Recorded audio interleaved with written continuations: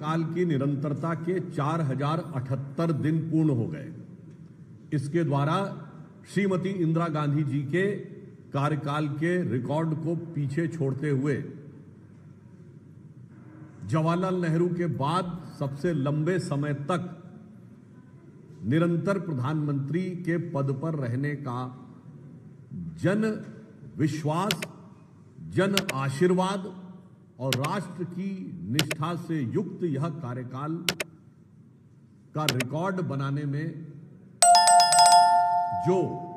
प्रधानमंत्री जी का योगदान रहा है, उससे हर भारतवासी हर्ष का अनुभव कर रहा है। जहां एक तरफ पूर्व के जो दो प्रधानमंत्री हैं, उनके कार्यकाल में निरंकुशता के काले अध्याय रहे, तो यहां विकास के स्वर्णिम अध्याय रहे। और प्रधानमंत्री श्री नरेंद्र मोदी जी जन समर्थन के द्वारा चुनकर आकर प्रधानमंत्री पद पर आसीन होने वाले प्रधानमंत्री हैं, जबकि इंदिरा जी और नेहरू जी दोनों पहली बार जब प्रधानमंत्री बने तो जन समर्थन के द्वारा नहीं, परिस्थितियों की अपरिहार्यता या परिस्थितियों के राजनीतिक दांवपेच के बीच में से बने थे। परंतु इस अवसर पर ही झारखंड सरकार के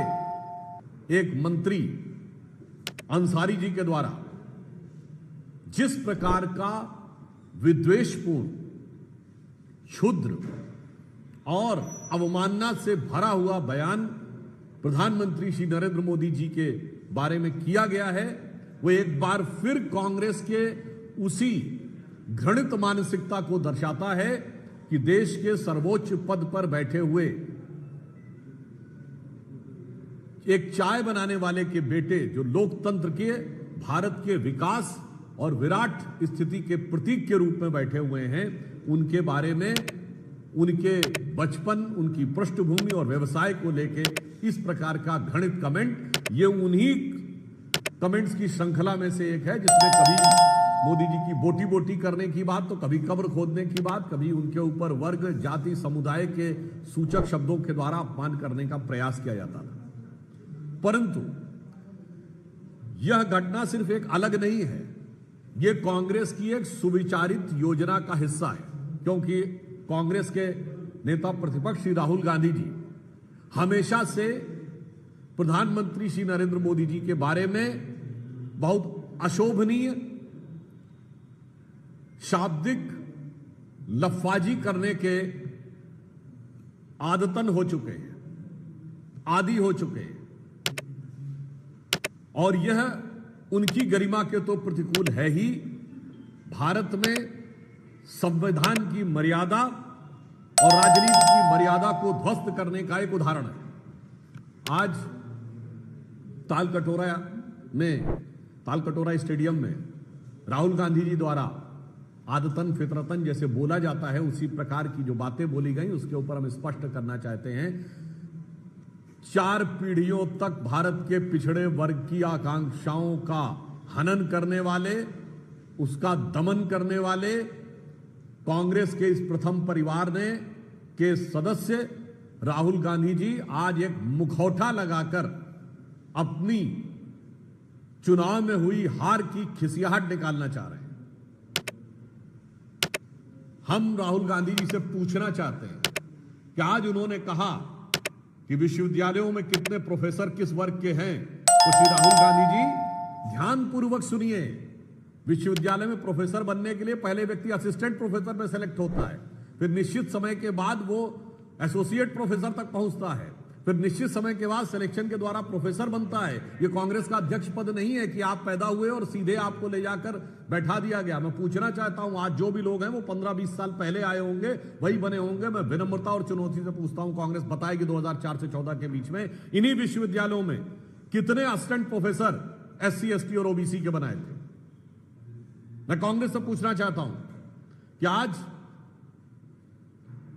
हमारे कैबिनेट सेक्रेटरी 1987 बैच के हैं,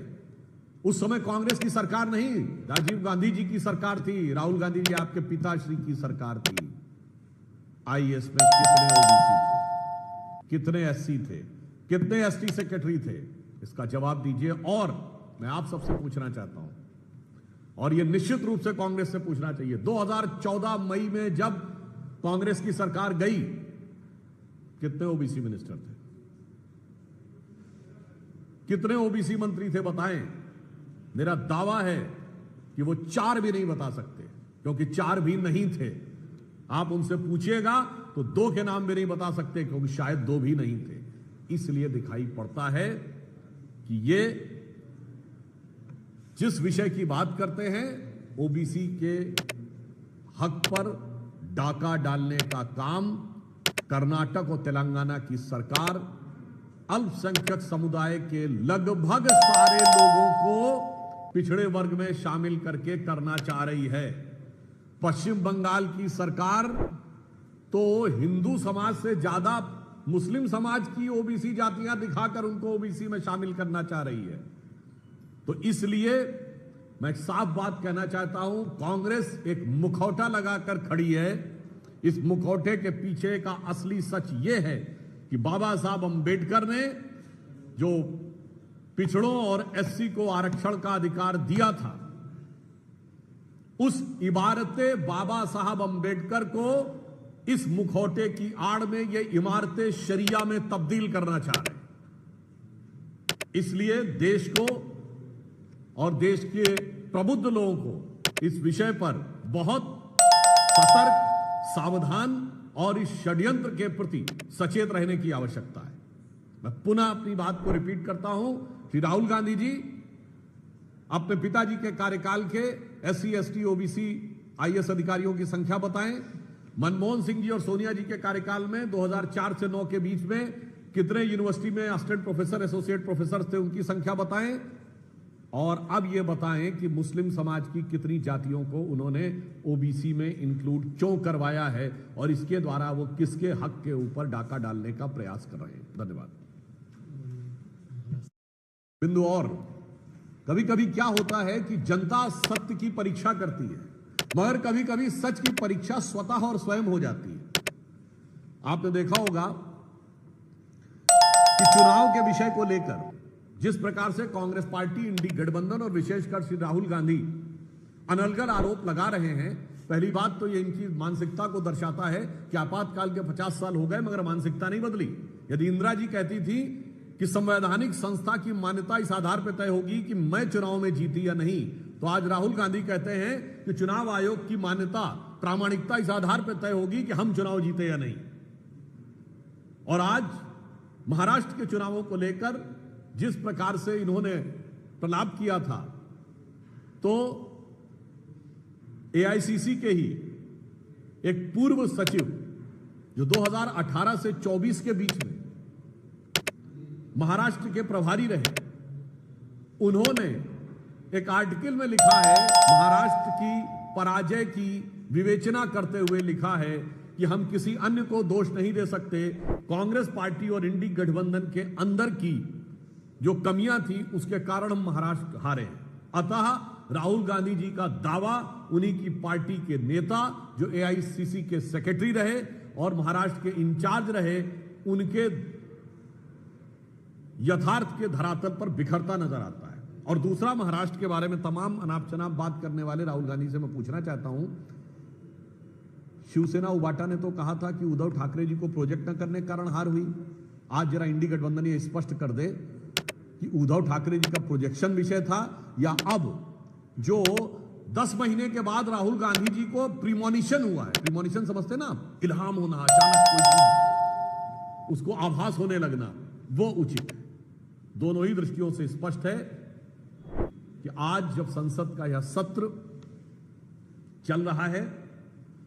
जब भारत की सेना के शौर्य के कारण हर भारतीय का स्वाभिमान आसमान पर है और महंगाई जमीन पर है, 2.1% इस समय महंगाई की दर है। भारत का तिरंगा अंतरिक्ष में तिरंगा दिख रहा है, मानसून चंगा दिख रहा है, मगर इसके बावजूद भी कांग्रेस पार्टी और इंडी गठबंधन के लिए हर विषय के ऊपर न सिर्फ हंगामा करना है, बल्कि बहुत ओछी, अभद्र भाषा और शैली के द्वारा देश के सबसे लोकप्रिय ओबीसी प्रधानमंत्री के बारे में निरंतर अपमान और घृणा की अभिव्यक्ति।